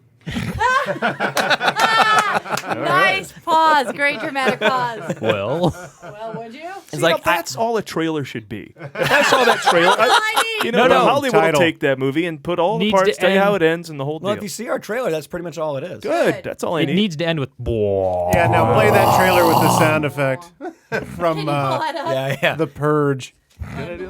Would you? A sound not found in nature. Working here in Yeah, don't worry about it. in the movie. So is this your second theatrical or not Be non-documentary? down for anything, whatever it was. If I called and suggested it, That's not me you were talking. game.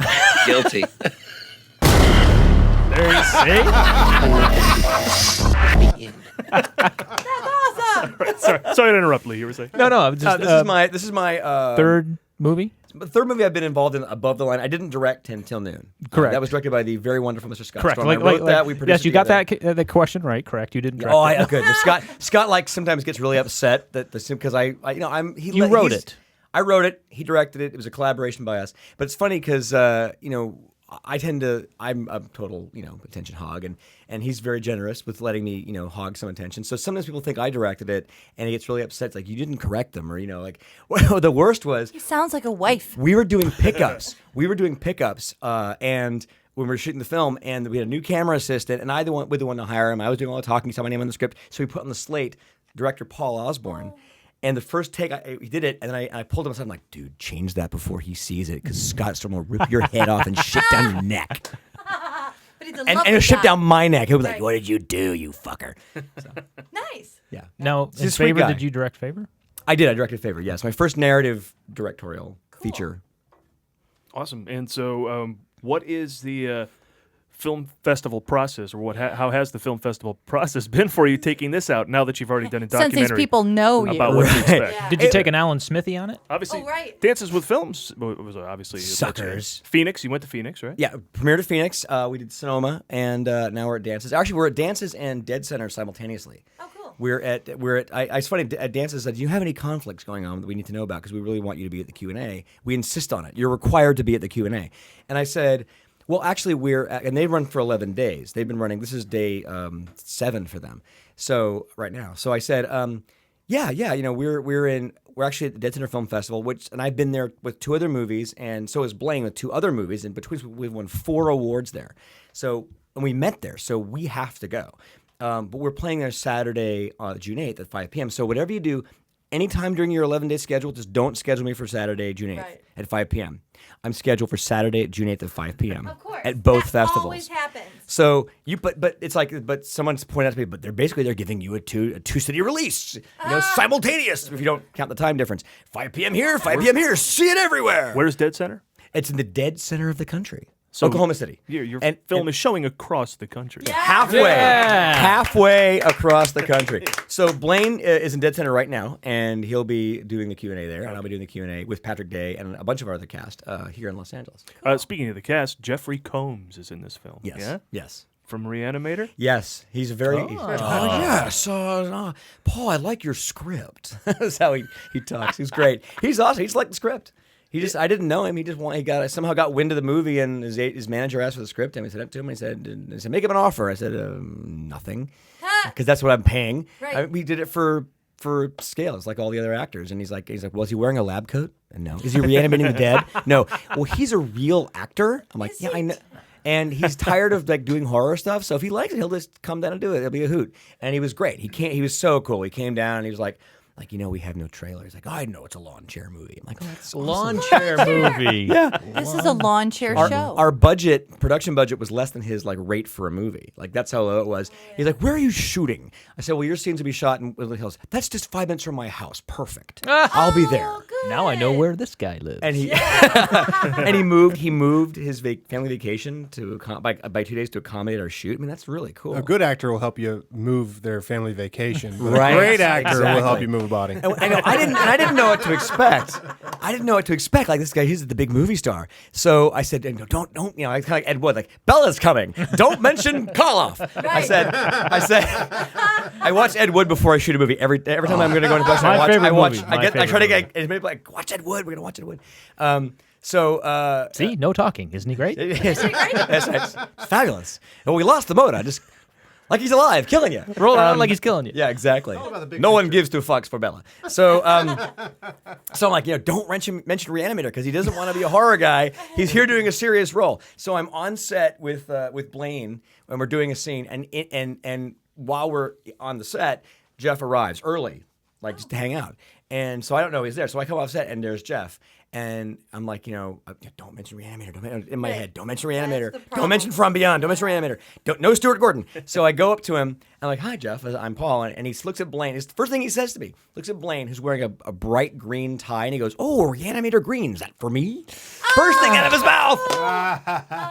Guess he'll find the thing now. Oh, look what you did. And the best thing brought was, up Reanimator. You didn't even know you did. My daughter, who is 13 at the time, he's like, oh, you have a famous actor going to be in the movie. Can I come to set that day? And I'm like, well, you won't know who he is. You haven't seen any of these movies yet. She's like, well, no, but he's famous. I want to come see him. So she was also hanging out. And when he arrived, I came out and she was sitting there talking to him. And she's like, yeah, and she's like, oh, excuse me, where's the famous actor? And I'm like, he's the guy you've been talking to for God knows. Oh, my God. Kids say the darndest. Yeah.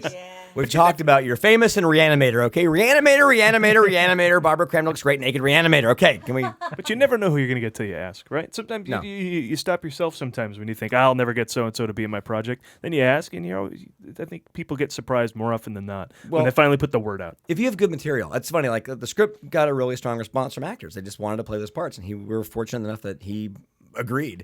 I always say it's like, digital technology. Films can look better. We have the 7D and the 5D and the red, and we have, digital microphones, and you can edit on your laptop and all these great things to make movies look so much more professional. But there's no new digital app for the script. The script still has to be good. It's true. There's no fix my shitty writing button. There is no auto tune for scripts. There you go. Did you write or co-write? I wrote. You wrote. It was all me. Okay. It was all me, baby. Except for the improvs that I'll take credit for. Because you were the director and you allowed that to happen. Yeah, exactly. Like there's a couple. There's a couple of great. You did, huh? I mean, well, that's a big. There's deal. a couple of great improvs, and Pat goes, "Is that okay?" I'm like, "Do it again," because I want to take credit for it. It's awesome. Do it again. That's how you do it. So I wrote it, but that's what I always say. Like I saw a shorts program yesterday, and they all looked good, but only 2 of them were actually good because the rest were not. We've said that before, that you can find people in this town. There's people all over this town that can make your movie look good. We can find the guy that makes it look pretty. Right. Finding the content, that's the other. Yeah. That's the real trick. It's tough. So. Well, we brought Paul in not just to talk about the great films equalizer. he's made, but we brought him in as a guest critic. You may not know this, but Yes. I was talking to Paul the other day, and he turns out he's gone out and seen a couple of movies that haven't been released yet, and I wanted to get advance word on some of them. We just talked all about the internship, and you went and saw it. Are we dead on? The internship made me purge. There you go. You've combined the two. Someone's been paying attention. You know what they say? Like the funny stuff, unfortunately, is in the trailer. No. The funniest thing in the movie is the fact that they think this guy's Professor X and he punches him in the nuts. That's the funniest thing in the film. Nut punch is the funniest thing. Nut punch. And the second funniest thing is they're forced to play Quidditch. That's the second. That's the game within the game. That Yeah, we and the thought- Flashdance reference. Yeah, they're playing Quidditch. And they should have pushed it, but yeah, there's nothing funny in the movie at all. It's really dry, and what's really horrifying to me is these guys are now gross. Like, okay, so Vince Vaughn is in the scene. Google has all this free food on their campus. There's all these scenes of Vince Vaughn trying to get free food, and there's a scene, and it's in the trailer. I think he says long shots pay off the best. He's eating pudding. He's like sitting there, gobbling up pudding. And he eats gross, man. Like, I don't want to watch Vince Vaughn eat. Like, that's what he's... Dude, just unpleasant. Like there's no one on set going, dude, just take a little nibble. You don't have to like gargle it down. Maybe that was the actual, craft service. He's like, my wife's on a diet. It's my only chance to eat pudding. Bring more. I got more takes. I don't know. It was bad. It was bad. But the best thing, is it in the trailer where they're going... Well, first of all, I'm excited there's a best thing. in the trailer, this is a good example of kind of what the movie feels like. In the trailer, is there this scene where they're talking about Instagram? I don't He's think like, so. we got to come up with an app. And it's like, well, he goes, what about a pic? You have your phone and you're taking pictures and you want to put them on the line, and you have an app that puts them on the line. And they go, that's Instagram. No. But like, I know that's Instagram, and he's basically describing Instagram, and he keeps saying on the line instead of online. Right. And they keep going online. And you put him on the line, online. I'm like, the guy's 40. He's not 100. I know. The internet was around when he was 20. Well, I think it's so obvious this Is it script like- was written a long time ago. It feels like it should be like Walter Matthau and Jack Lemmon back from the dead at intern at Google, like Grumpy the old days, Google. on the line, kid. It's like Because they're not just stupid, they're geriatric. it's like like they're younger than me. What the hell? Right. Yeah, it's stupid. But then, so that didn't look funny, and it wasn't. I saw The Hangover 3. That trailer didn't look funny, and it wasn't. So I'm holding out hope for This Is the End, and you saw that. I saw that, and it's very funny. Thank God. I mean, but I found it funny. I found it funny, and I'm off and on a lot of those guys. Like I'm off and on Danny McBride. Like I am too, but I'm a dead on Rogan fan, and Yeah. and so I want great things from he this. did a great job directing, and he's very generous with the other actors. And the best thing is like it's the the movies the Rapture, and these actors are hiding out in their house while the Rapture happens around them. And their big thing is like, why weren't we raptured up? We're cool. We're actors. Don't worry, rescue's coming. They always come for actors first, and they're just basically the biggest Typical douchebag ego the thing. douchebag versions of themselves. And they're just it's great. They're awful to each other. You see in the ads, Jonah Hill gets possessed. You just and- can't let that be. Wait till you see how he gets possessed. It's the most fucking awesome sight gag, movie reference, Oh, very impregnation of the devil you've ever seen. Good. Very It's nice. good. So yeah, I really like that movie. There's an effortlessness to that, how that cast is funny. I mean, just watching that Yeah. trailer, it's Yeah. just easy. opposite. I know it's not easy, but it feels so They're just- easy for them. They're just playing themselves, and it doesn't all work. There's a lot of stuff where you can tell they improv, like let's do all the drugs, and then just kind of like you could maybe have pruned it down. But but they're on target most of the time, and it's really funny stuff. And James Franco is particularly satirizing. It's great. Cool. Well, that's coming out next Wednesday, so maybe we should have previewed it, but we'll talk about it next week on our show regardless. So, speaking of movies that are out in theaters, we just had Oblivion and After Earth, which are kind of the same movie, big megastar walking around on an empty planet. So that brought up us talking about the movie Guysopedia, which we're going to come up with a new name for. Right. But that's our book that we're going to eventually put out and make $1 million. That is film terms that you terminology. Yeah, terminology that you don't know. I think was how. Yeah, it's how a it- shortcut. For it's things we know about in movies, but there's a single word. Is it movie sniglets? It's basically movie sniglets. Yeah. Okay. And our one of them was Flockbuster, which is when all these movies that are about the same thing come out at the same time. Two at a time, right? Yeah. 2 at a time. Flockbusters. Like Armageddon and Deep Impact. And so Karen made up a quiz to see, and you can play along with us. We don't know great. the answers for this stuff. All right, so I'm going to kind of take over the microphone here for you. Yeah. All right, you can play along with Lee if you want to scream over there. All right, so I'm just going to give you the Adam one. doesn't know any of these answers. I'm going to give you the one that I think is the most popular or the one that's more mainstream, and then you tell me if you know what the other ugly stepchild kind of version is. All right, I'm starting out really easy. In 1989, Turner and Hooch. Oh, a canine. All right, very good. He can stay. Wait a All minute, right, I'm going to keep track. Keep track. All right. 1989, Abyss. Into the water bathtub. No. No. What was the name of There's it? technically 2. Oh. Because I think you're right about that. I'll give you 2 points if you get them both. Deep Rising? Is that one of them? No. Deep Water Rising. It's very close. If one were trying to say the name of that Star Trek TV show, one might say it often, which is not Deep Space Nine, but Deep Star 6. That's what it is. Damn it. However, there is also Leviathan. Yes. All right. I don't know about the deep space thing, but, Leviathan. All right. So then we also have Tombstone. Tombstone, 1993. Is that a Western? Yeah, it's a Western. About? It's a pizza. With Kurt Russell and Val Kilmer. Can you use it in a sentence? I really am Knaddle. hungry and would like a Tombstone pizza. Wyatt Earp, right? Yep. Oh, perfect. All right, get it. All right, now. My cousin's in Tombstone. Oh, yeah? He's the piano player. Oh, yeah. Oh, very nice. Tombstone was good, man. That was from the director of Rambo, so I was all excited when that Lawrence Kasdan Wyatt Earp comes out. That's gonna be the greatest thing ever. And now I go back and I watch Tombstone as much as possible. Yeah, George P. Costumos. 2006, Prestige. The Prestige. Oh, that's the easy one. What is the What answer? is it? Oh, it's Prestige. You see, she names one movie, and you name the other movie with a similar plot. The They're not Illusionist. the same. The Illusionist. There it The is. All Illusionist. right. Lee, I'll give you that one. All right, Okay, this I got one's that easy. 2006. This is Capote. Easy one. Damn it. The movie's Capote? Yeah. Yeah, no, the other one. Yeah. What's the other one? Shoot. It's like Notorious or something. Belmont. So very I close can't to go that. Close. It's the other word he was called for making. Paul was called for being official ejection. Douchebag. Infamous. There you go. Oh, Lee stole it at the last second. Yeah, with a clue. All right, now this one, you guys Sometimes there's clues in the question. You don't have to know the answer. That's right. C is the answer. All right, so now this one's really easy, so guys, get ready. It's going to be a fast one. 2011, No Strings Attached.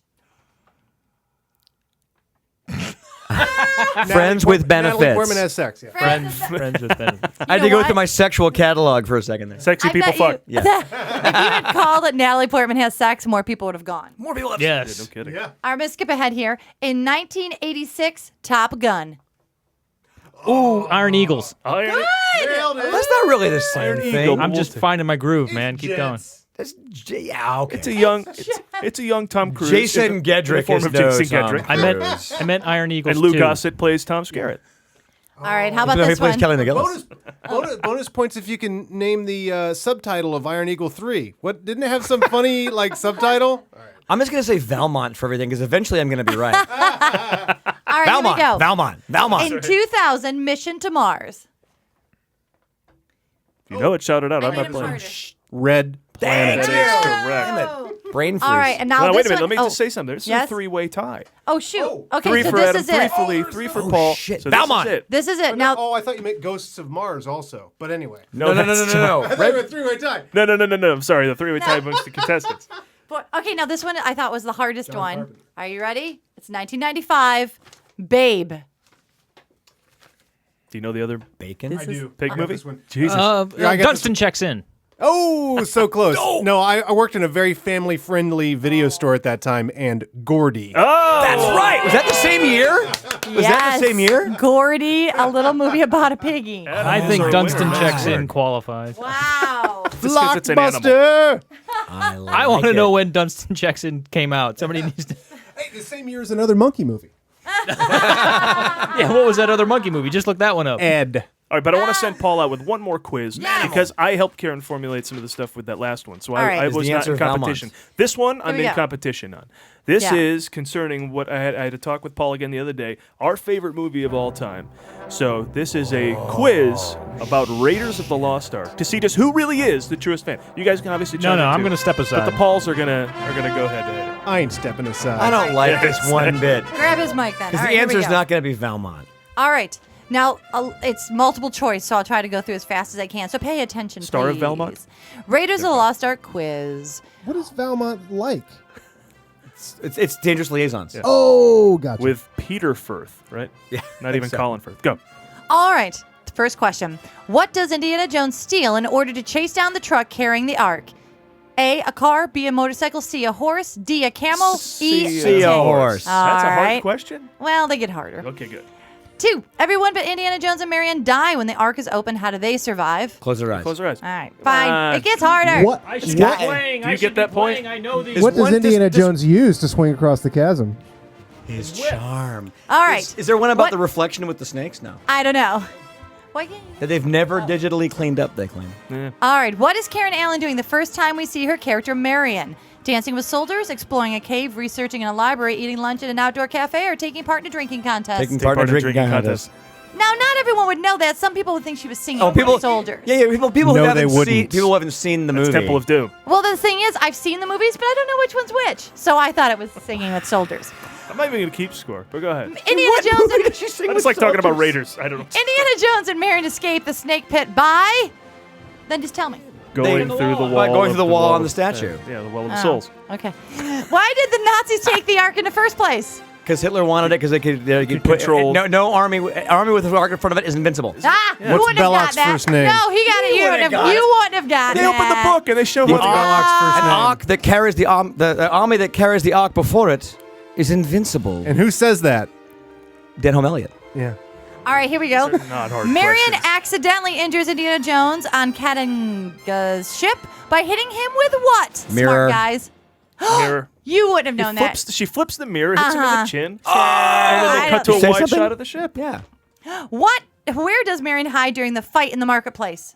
In a basket. Right before And the, the basket and the monkey chase. and the Nazi monkey reveals her. All right, what's the first weapon that Harrison Ford uses as Indiana Jones? Whip. Yeah, he pulls it out to knock the gun The out gun of the guy's hand. hand. He's going to shoot him. Yeah. Oh my God. And he Oh turns my around and God. like dun dun dun dun dun dun. How does Indiana Jones escape from the natives trying to kill him using poisonous darts? He gets on runs away and on the dives into a airplane river that's and named swims after over the to a plane. robot. You have to say swims. Good, Paul got that one. Bad No, but I dates. said it's named after C-3PO. What? It is. What is it? The plane? plane is named after C-3PO. What is the unit of measurement for the staff of Ra? Kadam. my Take back God. one Kadam to honor the I Hebrew just God want to whose say, ark it's not it that the is. quiz is easy. It's that you guys are Wait, for that geeks. one, I give it to Paul Osborne. Wait a second.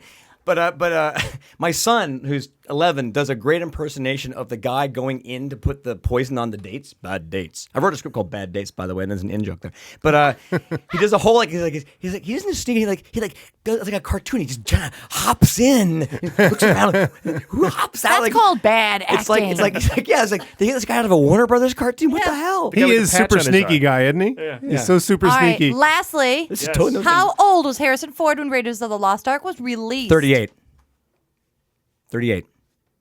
There was an article about it. 39. No, wait. He is 40. right. 38. He's 38. Was he? He said it Paul so Osborne is your winner. sure. There was an article in Time magazine that said Harrison Ford 38. Congratulations. Who did they go. actually When I want for the figured role out his instead of age, Harrison seriously, Ford? when I think about him, I figure out his age every Magnum couple of PI. years. I go, well, how old is he again? I go back 81, 38. Wow. Mid-year birthday. Wow. Paul Osborne, you are the champion. And you're also the director of Favor. Yes. Playing at the Man Chinese 6 and part of the Dances the way, with Wolves Festival. If you want to make money overseas with Favor, you got to put a U in that title. That's right. Favor. And in Favor. my, it's funny. Our producer Tiffany J Shuttleworth, she spells everything with the British spelling, even though she's from like Napa. And like, why do you do that? Because it's cooler. Because she's pretentious. She's like, because it's cooler. She's like, oh well, I went to Europe for. I studied in France in college for a semester ago, and that's when you learned how to spell. Yes. Well, I already called it the She's Dances awesome, with though. Wolves Festival, but it's in fact the Dances with Films Festival. Go to danceswithfilms.com or favormovie.com Yes. to find out more about Yes. it. So even though we're talking about it here and you're like, how can I possibly know more about the movie? favormovie.com. You can check it out. And if you got $13, come join us on the green carpet at the Dances with Films Fest at the Man Chinese 6 this Saturday at 5 o'clock Pacific. Yes. Last question. What X-Wing pilot was one of the top men that explained Oh, I know the this arc? one. Am I in on this question? Yeah, go for Wedge? it. Porkins. Porkins. Oh, is it Porkins? Was he Porkins? Men. I just remember he was in. Also Eckhart from Batman. You guys go on about Well, this. and one. he, Right, right. gets killed by an airplane in Flash Gordon. Check us out on Oh. @TheMovieGuys on Twitter and, of course, Facebook.com/TheMovieGuys. And, of course, TheMovieGuys.net, where you find everything you need to know about the movies and us having fun with them. Thanks to Paul Osborne and, of course, to Steve Schultz, as always, who helps us out with writing some of the wacky bits concerning the movies coming out. And I want to make a little shout-out to Andy Stedman, a friend of ours, who's making an indie film of his own called We Had This Band. And you can go to Facebook.com/WeHadThisBand for links to his Kickstarter page, the Twitter page, and all sorts of stuff. And support indie film. You would get behind that, wouldn't you? Yes, I would. Absolutely. Thanks for listening, and we'll see you next time.